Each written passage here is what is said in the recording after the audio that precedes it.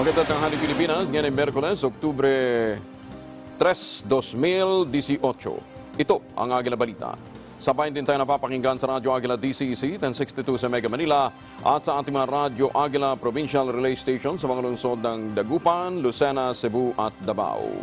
Ako po si Angelo Palmones. Sa ulo ng mga balita. Bagyong Queenie, isa ng super typhoon ayon sa Joint Typhoon Warning Center. PCOO Assistant Secretary Mocha Oson nagbitiw na sa pwesto. Red October plot hindi alibay para magdeklara ng nationwide martial law ayon naman sa Malacanang.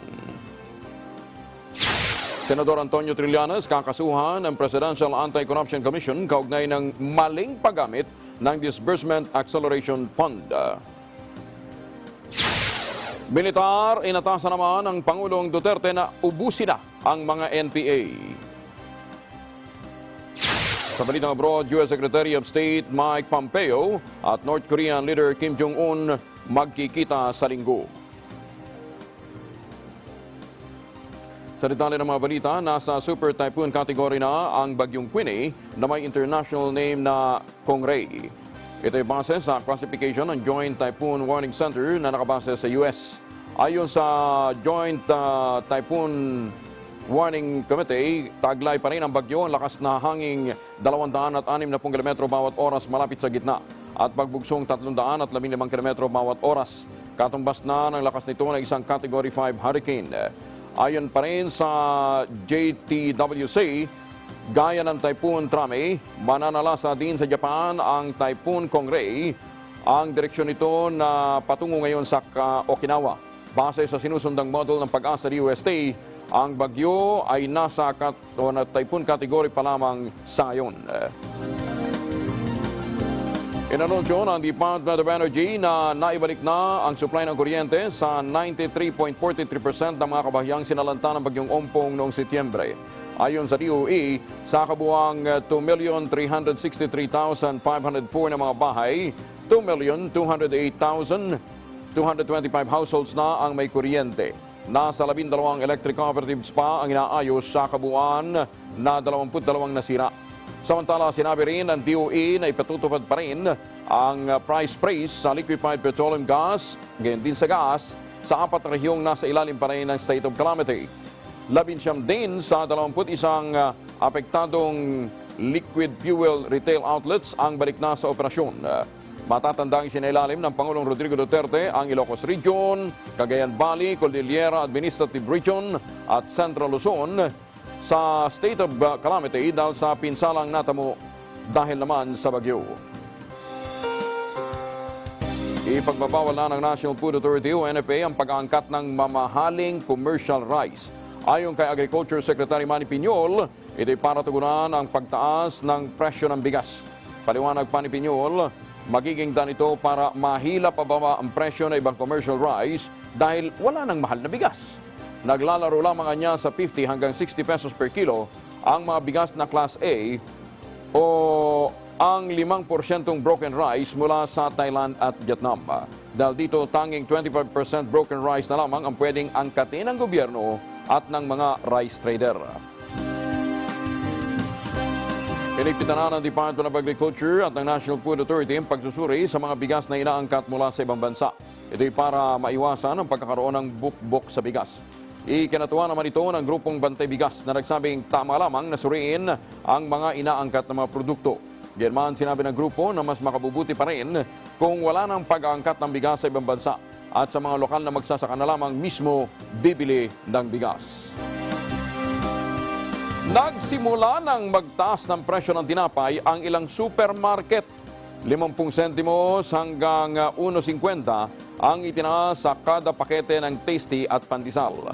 Una rito, sinabi ng Philippine Association of Flour Millers Executive Director na si Rick Pinca, mahigpit ang supply ngayon ng wheat o trigo sa world market. Dahil dito, may pagmahal din ng harina na siyang pangunahing sangkap sa paggawa ng tinapay. Samantala, dagdag piso naman sa kada pakete ng Pinoy Tasty at 50 sentimos sa kada pakete ng Pinoy Pandesal ang hiling ng mga panadero sa katapusan ng Oktubre. Ayon pa rin sa mga panadero, bukod sa harina, tumaas na rin kasi ang presyo ng LPG, asukal at iba pang sangkap sa paggawa ng tinapay. Sa October 15, nakatakdang ipalabas ng Department of Trade and Industry ang suggested retail price para sa mga produktong ginagamit tuwing holiday season. Ayon kay Undersecretary Ruth Castelo, may kasunduan na sila ng mga manufacturer na i-hold muna at huwag nang galawin ang kasalukuyang presyo ng mga basic commodities hanggang sa unang araw ng Disyembre. Payo ni Castelo, ngayon pa lamang bumili na ng mga produkto upang hindi abutan ang pagtaas ng presyo. Sinisimula na rin niyan ng DTI mula pa noong July 1 actually ang isang programa na makatutulong sa publiko na tinatawag nilang Producer to Consumer Program kung saan mabibili ang mga produkto sa mababang halaga. Po, nangyayari na rin Metro Manila wide. Metro wide po ito. Metro-wide. Yung DTI, tulong sa bayan suking outlet naman kung saan po ang tawag dito producer to consumer market program ng DTI. Yun pong mga farmers ng manok, baboy, gulay, nilalagay para sa LGU at doon po sila nakakapagbenta ng diretso sa consumers. Nandyan po ang manufactured food products natin. May gulay din tayo, diretso from the farmers at may NFI rice po. Lusot na sa ikatlong turing pagpasa ng Senado ang panukalang pagpapalawak sa 20% student fare discount sa gitna ng pagtaas ng presyo ng mga bilihin at serbisyo. Sa ilalim ng Senate Bill 1597 ay inakda ni Senador Sani Angara, layunin itong maipatupad ang diskwento para sa mga estudyante mula elementary hanggang college sa lahat ng uri ng transportasyon sa buong taon. Ganman, pagdating sa airfare, apektado lamang ito ng discount sa domestic travel. Samantala, hindi naman saklaw sa panukala ang mga postgraduate studies o mga nag-aaral ng masteral o kaya kumukuha ng short-term courses. May nakita ng solusyon ng Malacanang para matugunan ang patuloy na pagtaas ng presyo ng mga produktong petrolyo sa pandaigdigang pamilihan. Ayon kay Presidential Spokesman Harry Roque, ang joint exploration sa West Philippine Sea ang maaaring maging remedyo sa hindi mataawat na pagtaas ng presyo ng mga oil products. Aminado ang palasyo, walang magagawa ang gobyerno sa pagtaas ng presyo ng mga oil products dahil sa walang pinagkukunan ng sariling gasolina ang bansa. Mas makabubutihan niyang isantabi na muna ang hidwaan sa politika at ituloy ang pagsusulong sa joint exploration sa West Philippine Sea. Umasa na lamang si Pasang Mazda President Obet Martin na papayagan ang Land Transportation Franchising and Regulatory Board na gawing 10 piso ang minimum na pasahe sa mga jeepney matapos na hindi aprobahan ang hirit nilang 12 pesos na minimum fare.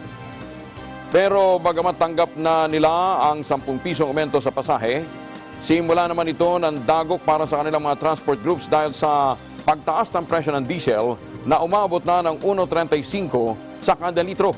Paliwanag pa ni Martin, ang malalayong biyahe ng jeep ay kumukonsumo lamang ng hanggang 35 litro araw-araw at ito niya ay napakalaking gastos, lalo na sunod-sunod ang pagtaas ng presyo ng langis.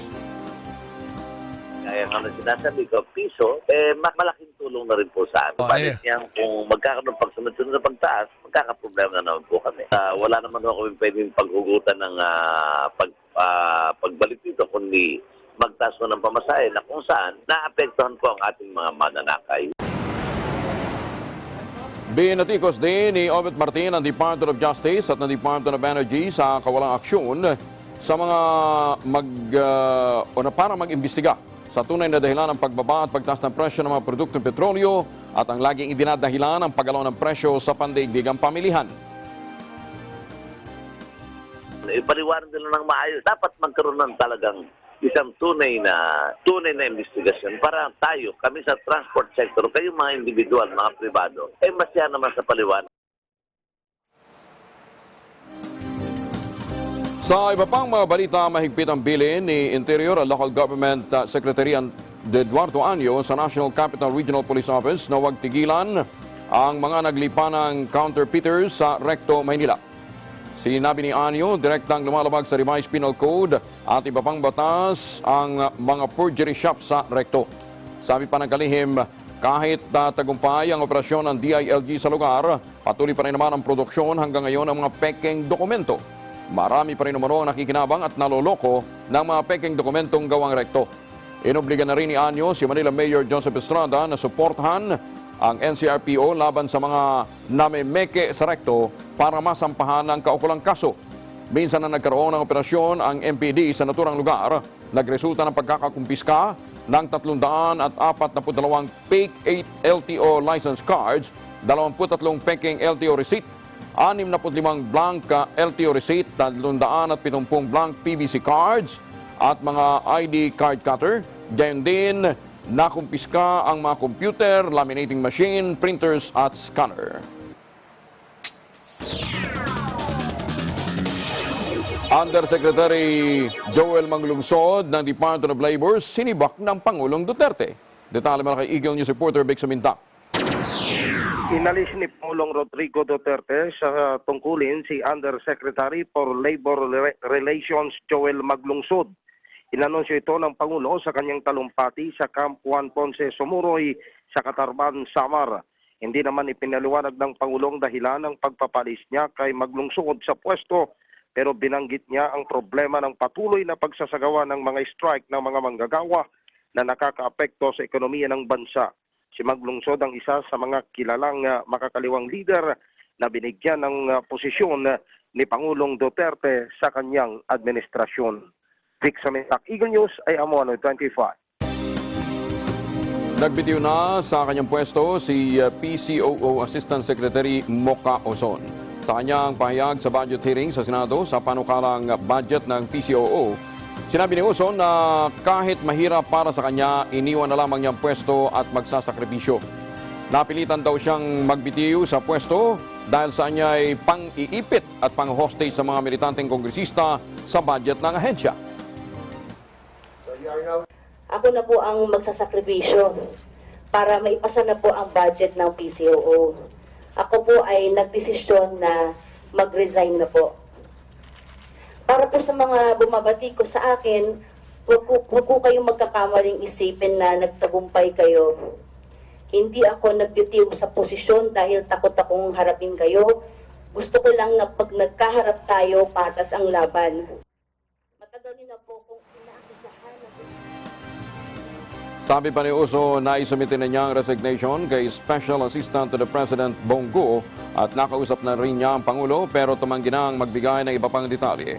Sa ngayon, babalik raw siya sa pagiging vlogger para batikusin ang mga tinatawag nitong traditional politician o mga trapo. Kinukonsidera niya rin na tumakbo sa Senado o Kamara pero wala pang pinal na pagpapasya hinggil dito.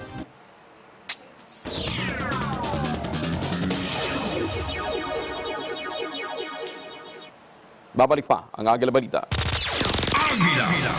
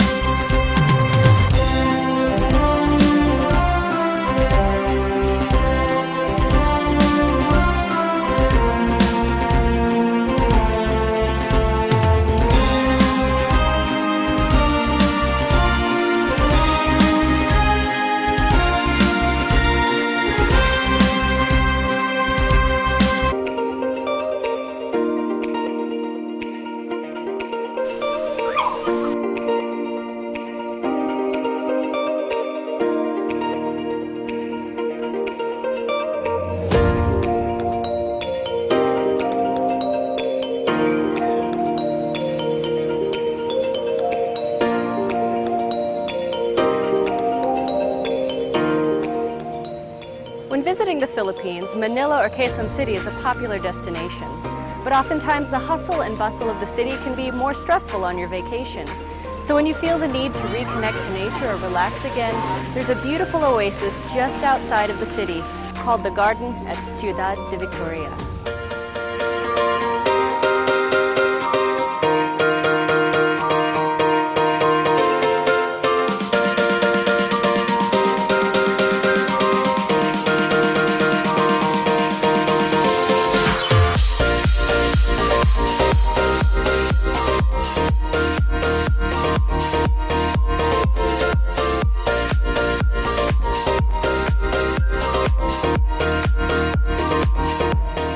Some of the species that you can see here include hydrangea, snapdragon, and stargazers. They're truly beautiful.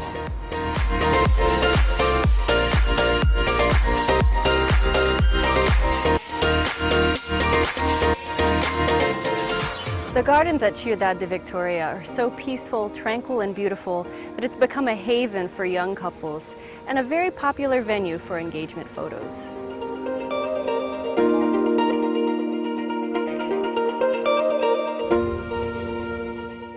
The next time you want an escape from the big city, the garden at Ciudad de Victoria is a wonderful place to visit.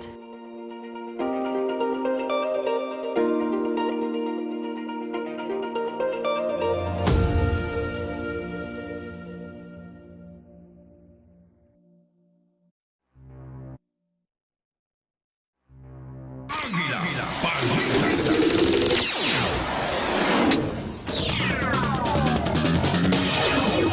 Balik tayo sa mga balita. Resignation ni PCOO Assistant Secretary Mocha Oso natanggap na ng Pangulong Duterte. Detalye mula kay Eagle News reporter Vic Suminta. Nakarating na sa Office of the President ang resignation ni Presidential Communications Office Assistant Secretary Mocha Oson. Sinabi ni Presidential Assistant to the President Secretary Bongo na ibinigay niya kay Pangulong Duterte ang resignation ni Assistant Secretary Oson. Ayon kay Secretary Go, pinasalamatan ng Office of the President ang ginawang paglilingkod ni Assistant Secretary Oson sa Presidential Communications Office.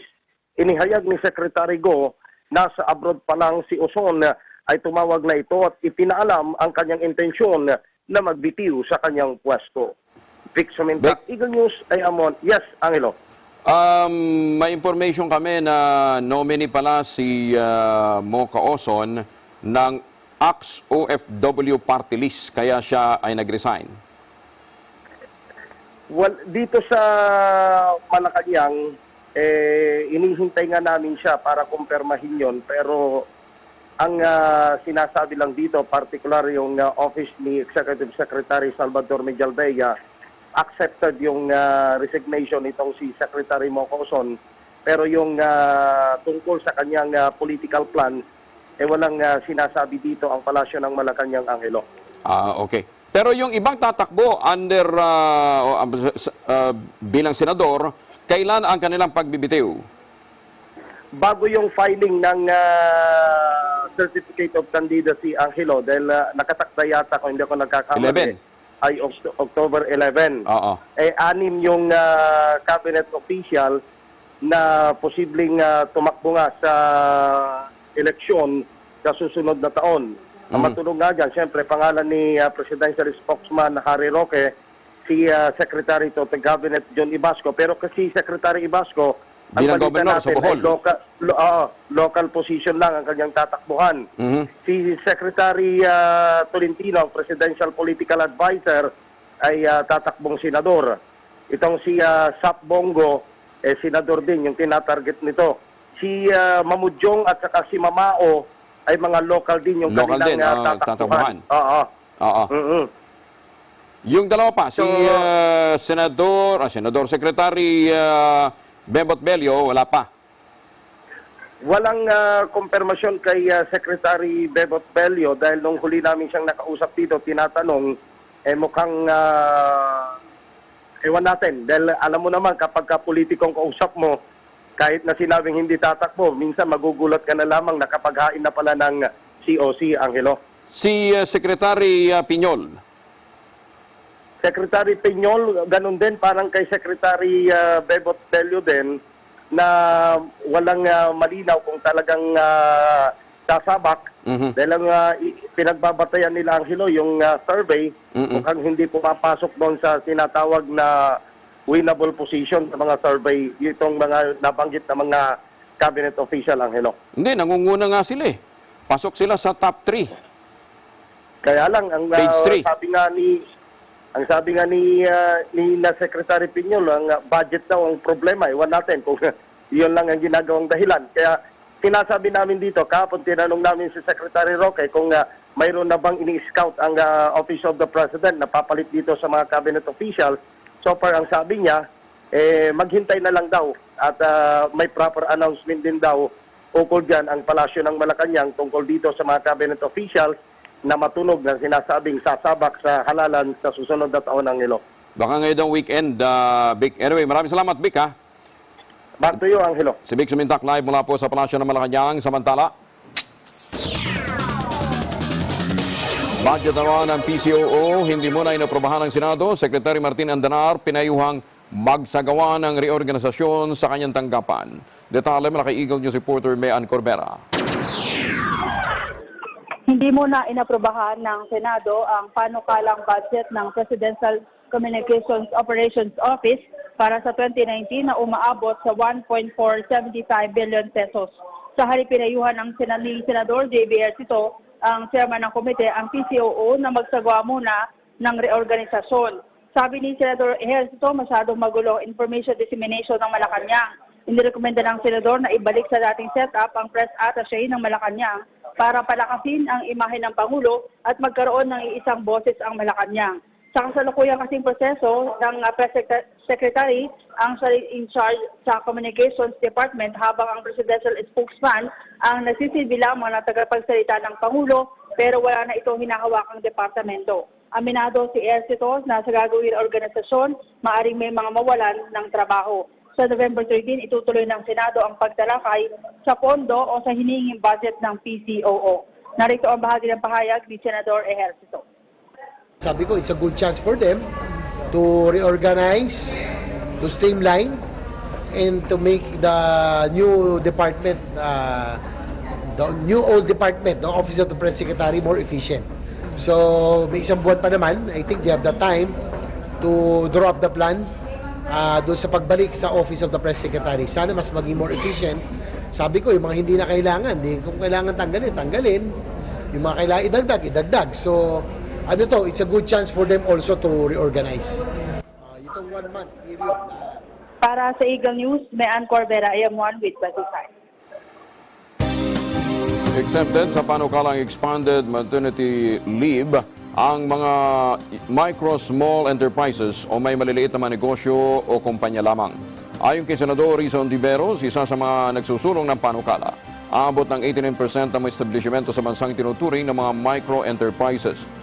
Magkagayon man, taon-taon ay sasailalim pa rin ang mga ito sa review kung nananatili sa nasabing status ang kanilang mga negosyo.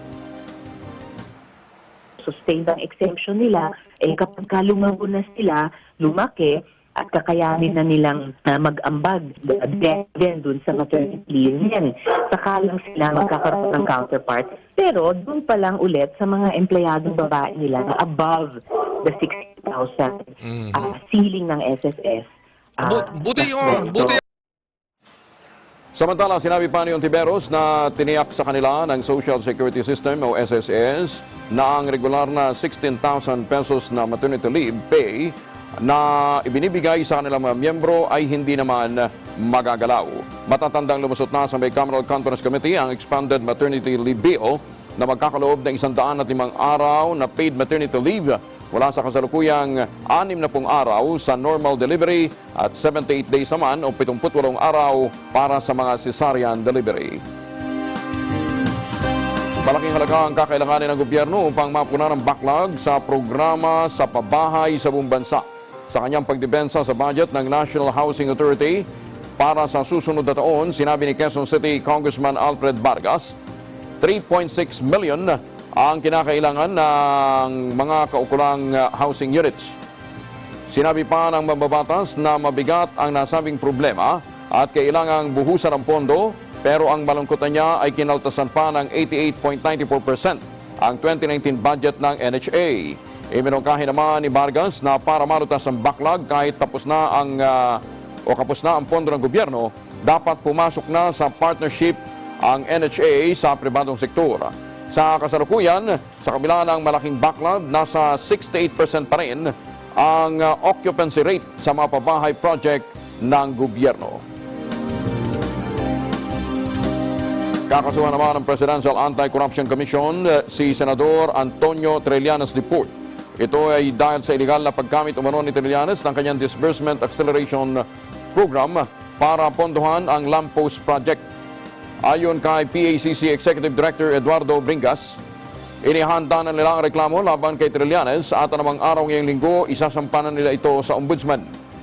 Ito ay bagamat nakasaad sa Executive Order No. 43 na tanging mga presidential appointee lamang sa Executive Branch at anuman sa mga ahensya nito na may posisyong Assistant Regional Director o katumbas na ranggo o mas mataas pa na nasa salary grade 26 ang maaari nilang imbestigahan sa usapin ng korupsyon. Gayunman, iginiit ni Bringas na hindi mapipigilan ang PACC na imbestigahan at magsagawa ng live pulse check laban sa mga elected officials at mga mababatas na katulad ni Trillanes. Kinumpirma ni Armed Forces Chief of Staff General Carlito Galvez na nag-apply nga para sa amnestia si Senador Antonio Trillanes Deport. Pero ayon kay Presidential Spokesperson Harry Roque, walang bigat ang naging pahayag ni Galvez kahit siya pa ang pinakamataas na opisyal ng AFP. Mananaig pa rin ang tinatawag na Best Evidence Rule. Ibig sabihin, ang kopya pa rin ng application for amnesty ang kailangang makita at may presenta sa korte. Tiniyak pa ni Roque na hindi kakampihan ng palasyo si Galvez sa naturang issue kaysa pahayag ng isang experienced na judge ng Makati City Regional Trial Court na walang aplikasyon si Trillanes. Ginit pa ni Roque na hindi pa si Galvez ang Chief of Staff noong 2007 kung kailan nag-apply si Trillanes ng amnestia. Kaya hindi ito direktang nakakaalam sa mga sirkumstansiya ng mga pangyayari. Sinabi pa ni Roque na tapos na sana ang boxing kung nakapagpresente lamang si Trillanes ng kopya ng kanyang application sa amnesty. Tiniyak ng Malacanang na hindi alibay ang Red October Plot o ang planong pagpapatalsik sa pwesto sa Pangulong Rodrigo Duterte para magdeklara ng martial law sa buong bansa. Katwira ni Presidential Spokesman Harry Roque, walang sapat na basihan para pairalin ang batas militar sa Luzon at Visayas. Sa ngayon, tanging Mindanao Region lamang umiiral ang batas militar dahil sa ginagawang panggugulo ng mga teroristang ISIS at Maute Group, lalo na sa Marawi City noong 2017. Tatagal ang batas militar sa Mindanao hanggang sa katapusan ng 2018. Maaari niyang magsanib puwersa ang mga kalabang patalsikin sa pwesto ang Pangulo, subalit tiniyak nito na hindi sila magtatagumpay sa kanilang mga plano. Kumpiyansa pa rin ang administrasyon sa buong suporta ng taong bayan sa pamumuno ng Pangulong Duterte. Nasasayang lamang ang bilyong pisong inilaan bilang intelligence funds ng Armed Forces of the Philippines para sa umano'y pinalutang na Red October Oyster Plot. Ito naman ang naging pahayag ni Magdalo Party List Representative Gary Alejano matapos aminin sa budget deliberation ng mga opisyal ng AFP na hindi pa balido ang impormasyon ukol sa umano'y sabwatan para pabagsakin ang administrasyon ng Pangulong Duterte. Ayon kay Alejano, 5 bilyong piso ang kabuang intelligence fund ng gobyerno at mahigit 1.7 billion dito ay nasa kamay ng militar. Nakapanghihinayang umano na ginagamit lamang ang nasabing pondo ng walang basihang impormasyon na nakukuha ng AFP.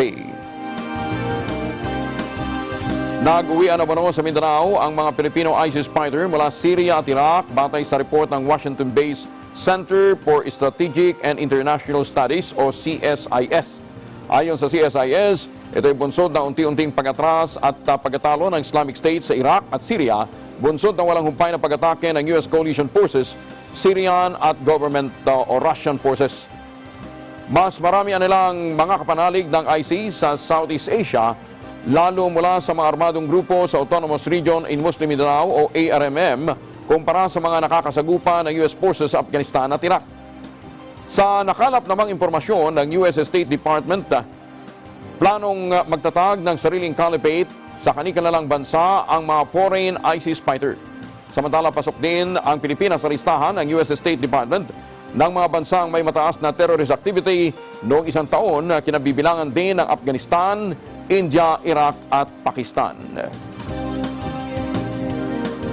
Handa naman ang gobyerno na sugpuin ang banta ng Islamic State sa gitna ng ulat na may ilang Pilipinong miyembro ng ISIS ang nagsipag-uwian na mula Middle East. Ayon kay Presidential Spokesman Harry Roque, nakatitiyak ang publiko na ligtas sa banta ng teroristang grupo, lalong-lalo na ang Mindanao.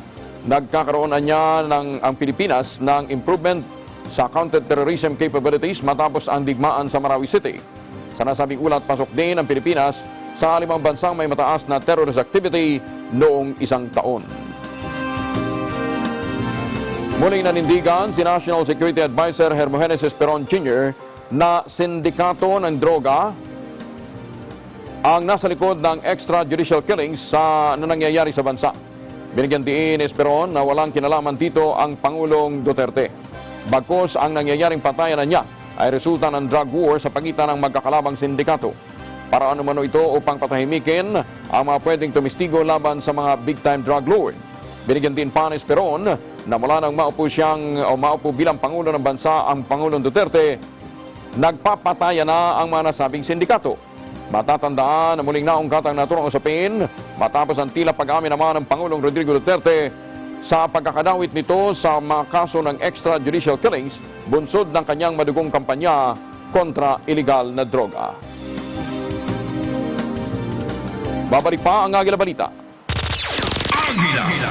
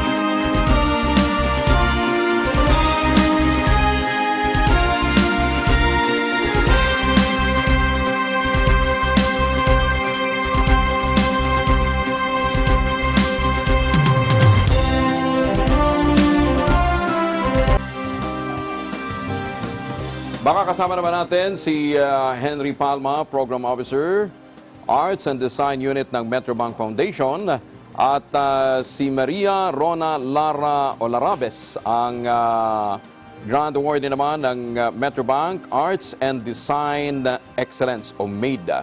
Bagong kategory ito. Alamin nga muna natin mula sa Metrobank Foundation. Ano itong Arts and Design Excellence Competition? Henry, good afternoon. Good afternoon po, sir. Bagong kategorya to, ano? Hindi naman po, sir.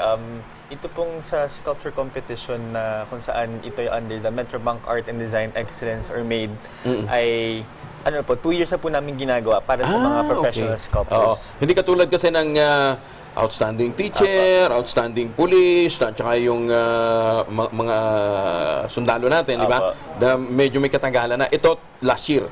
2 years po. 2 years. So, pang third year ngayon? Next year po yung third, pero second year pa lang po second this year. Okay. Yes, sir. Para saan itong competition na ito, Henry? Actually po yung MAID program, nag-start ng 1984 para po mag-provide ng avenues sa mga kabataan na mag-dwell sa creative expression bilang nung panahon na po yun, nasa kadiliman po yung ating political at economic situation. Kaya po, itong mga nagdaang taon, nung 2017 ay nilaunch namin yung Sculpture Recognition Program for professional sculptors para mabigyan po sila ng opportunity na ano rin po, ma-discover at mabigyan sila ng platform to dwell on their creative expression. So ito, sculpture to? Yes po. Focus sa sculpture. At isa ho sa mga kinilala ho ng Metrobank Foundation ay si Maria Rona Larabes. Ma'am, Magandang hapon. Paano kayo napasok sa sculpture? Artist po talaga ako. Nagsimula po ako noong 2010. Ang pinanggalingan ko po kasi computer graphics. Okay. So, naisip ko panahon na para bumalik sa tradisyon. So, nagsimula po ako sa painting. Okay. At syempre, parang natural progression po yan na magka-interest din po ako sa paggawa ng mga eskultura. Anong medium ho ninyo pagdating sa sculpture?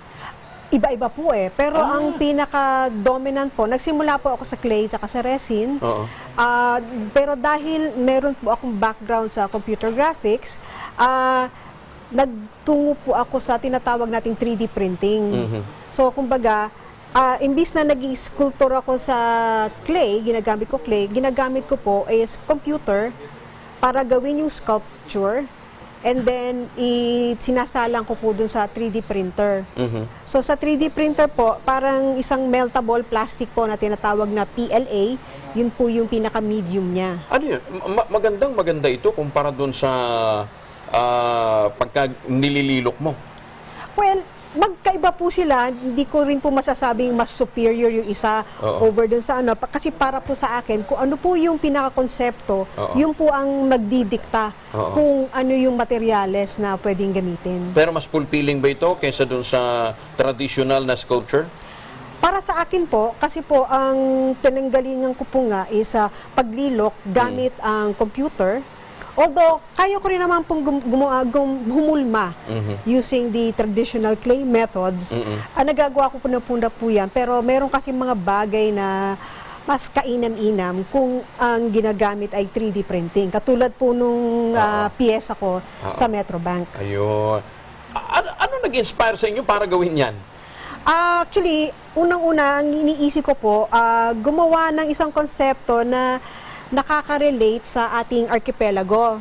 Kasi gusto ko po, Pilipino yung pinaka-konsepto eh. Yun ang nagdo-dominate. Akala ko genes yan eh. DNA may pagka po. Kasi po, nung habang iniisip ko po yung konsepto, di nag-sketch po ako nung mapa natin, nung archipelago natin. And then, habang nanonood ako ng TV, nakakita po ako nung isang dokumentaryo about cells na nagsasubdivide. Tapos naisip ko, marami tayong isla. Yung mga isla natin, pwedeng cells yun eh, na pag binuo mo, nabubuo yung bansa natin. Tapos ano yung naglilink dun sa mga isla na yon? Tayo pong mga tao. Hindi ho transformer yan ha? Ay, hindi naman po. Hindi naman po. Henry, magkano ang premyo nito? Si Ma'am Rona po ay nakakuha ng 500,000. Wow! Yes po. Okay. At bukod po dun, matutulungan po namin siya sa mga projects niya. Like for example, if she wanted to hold a solo exhibition in the next coming years, we'll be able to provide a financial support po. Oo. Sabi mo yan on TV yan. Rona, ano ito ha? Malaking lift ito para sa sculpture, di ba? Lalong-lalo na sa itong emerging medium ninyo. Opo, di ba? Kasi opo. matakin mo, magkakaroon ka ng market. Well, Di ba? sana po. Oo. Dati ba hindi kayo, hirap ba kayo mag-market nito? Well, may challenges po. Pero, syempre, nakakatulong yung social media. Pero ito pong pagkakapanalo ko po sa Metrobank Art and Design Excellence. Inaasahan niyo ba yun? Well, pinagdadasal ko po. Pinagdasal, okay. Pinagdadasal ko po. Okay. Pero malaking tulong po itong pagkakapanalo ko. Para parang lumakas ang boses ko bilang iskultor. Oo. Henry, marami bang pumapasok na ngayon? Gaano karaming entry natin? Kasi dalawa po yung aming categories, yung painting and sculpture. Sa painting po, 300 to 400, pero sa sculpture po, between 10 to 20 kasi bilang lamang pong mga sculptor or nagpa-practice Yun nga ng eh, sculpture sa Pilipinas. konti pa rin talaga, ano ha? Opo. Bakit yun? Kasi nga walang market o hindi pa ganun ka-appreciative ang mga Pinoy pagdating sa art? Yun po sana ang layunin nung Metrobank na gumawa ng mga sculpture for public spaces para mas lumaki ang kaalaman ng mga tao sa art na sculpture. Kasi po, right now, pag sinabi mong art, ang iniisip nila painting. Sa sculpture po kasi, mas may challenge po kasi three-dimensional siya. Sa painting, mag-stretch ka ng canvas, magpipinta ka. Pero sa sculpture, marami kang iniisip yung materyales, yung proseso ng paggawa. Although, mas maraming, what I can say is freedom. Kasi nga, mas makakalagpas ka dun sa kumbaga restriction ng two-dimensionality ng painting. Pero tumatanggap ka ng mga hindi naman request for para bumuo ng isang sculpture. Mapapag-usapan naman po. Okay. Kasi iniisip ko, kung hindi ka kasi mag-exhibit, hindi makakabenta, di ba? Pero may mga may mga tao, may mga agency o may mga kumpanya na meron din silang mga gustong ipagawa. Yun, open na ba ang inyong industriya, ang mga artists natin for that kind of business? Ay, open na open po. Okay. Nasa inyong pagkakataon ngayon, mapasalamatan natin ang Metrobank Foundation. Ay, marami pong salamat sa Metrobank Foundation. Napakalaki pong karangalan itong ibinigay sa akin at hindi ko po sasayangin yung oportunidad na ibinigay sa akin dito. So, napakasaya po ng taon na ito ngayon para sa akin. Dahil po sa pagkakapanalo doon sa Metrobank. Okay, Henry, siguro nasa yung pagkakataon. Teka muna, anong kategorya pagdating sa painting? May particular medium ba tayo? Yes po, meron po tayong dalawa, oil acrylic on canvas and water media on paper categories. Okay. Pero thematic siya. Meron po kaming team na discover but it still depend po dun sa may artist na gagawa. Kung ano yung gusto niya i-discover. Yes po. Next year, meron ka na bang ideya? Wala po. Wala pa. But we will be launching by January 2019. Pero paano procedure para sumali? Isasubmit lang po nila yung photos ng kanilang mga painting sa amin at from the pool of artists who submitted, the judges will select maybe 100 or a third of the total number of entries. Doon po pipili mga judges kung sino pang mananalo. Habol ko lang itong tanong ito kay Maria Rona. Ma'am, di ba ang mga artist daw para magkaroon ng ng creative piece, di ba? Talagang nakapokus. Gano'n nyo katagal ginagawa ang isang masterpiece? Isa-cite ko na lang po example to kasi ito po talagang may ibinigay na takdang panahon. Ito po mga 5 linggo, 5 weeks ko pong ginawa. Itong Ano yun? Nagsisirendipity walk ka? Yung po sa conceptualization po. Iba-iba po kasi ang artist. Ako minsan either naghihiga sa sofa or nanonood ng TV habang umiisip po ng konsepto. So, yung sa paggawa naman po, depende po kung ano yung materyales. Katulad po nitong example ng sculpture ko, bukod sa 3D printing po, ay meron po akong mga elements ng stainless steel, yung sphere. So, pinag-aralan ko pong mag-welding ng konti para makapagana. To the point na pag-welding na rin, ha? Opo, kasi medyo yung stainless steel, medyo yung kung ano po ang tibay niya, ganun po yung challenge niya para maipagdikit-dikit. Oo. So may kailangan pong konting welding component po. Ayun. So hindi to kamukha nung sa visual arts na pwede kang abstract. Ito kailangan ipaiuntindi mo ano ba itong sculpture mo. May, opo. Di ba? Totoo po. Yun Bukod sa art, nandun po yung technical, Oo. Henry, nasa yung pagkakataon para doon sa mga artist dyan na nanonood ngayon? Una-una po maraming salamat sa mga sumuporta sa Metrobank Foundation at sa aming programa na Metrobank Art and Design Excellence or MADE program. Ngayon po darating na 2019, ilo-launch po namin ang 35th anniversary ng aming competition at inaanyahan po namin lahat ng mga artists, mga sculptor at sino pa pong mga interesadong sumali sa aming competition sapagkat tulungan po namin kayo na i-better pa ang inyong art at sabay po tayo mag-grow na makakapag-contribute sa ating art sector sa Pilipinas. Ayun. Maraming salamat. Henry, thank you ha. Ma'am Ronald, thank you very much. Alam ho ninyo, sa makabagong panahon ngayon, ang sinasabi nga nila, dahil sa artificial intelligence, lahat pwede nang nakawin. Di ba? Pwede nang mawala ng saysay yung mga skills natin. Pero, pagdating sa art, never yang pwedeng pasukin o pakialaman ng artificial intelligence. Yan po ang kabuuan ng ating mga balita sa pangalan ng ating mga kaagapay sa Eagle News Service. Ako po si Angela Palmones, time 1 with 25. Susunod ang letters and music dito po sa Net 25 at may request kasama si Victor Wood sa Radyo Agila. Sumainyo ang mga balitang kinara, maingat na isinulat at inihanay ng Eagle News Service. Agila